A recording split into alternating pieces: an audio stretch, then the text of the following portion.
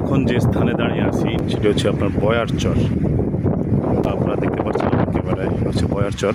আসলে মূল বিষয় হচ্ছিল এখানের যে মানুষের যে পূর্ববর্তী যে নদী ভাঙন সবসময় এই যে হচ্ছে আপনার বেড়িবাঁধ, এই বেড়িবাঁধের পাশে এখানে একটা সরু রাস্তা আছে, একটা একেবারে সরু রাস্তাটা মানুষের যাতায়াতের জন্য।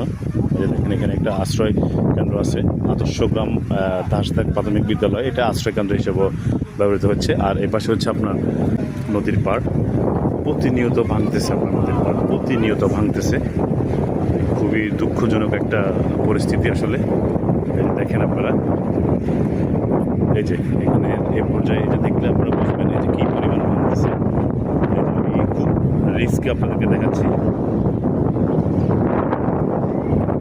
তো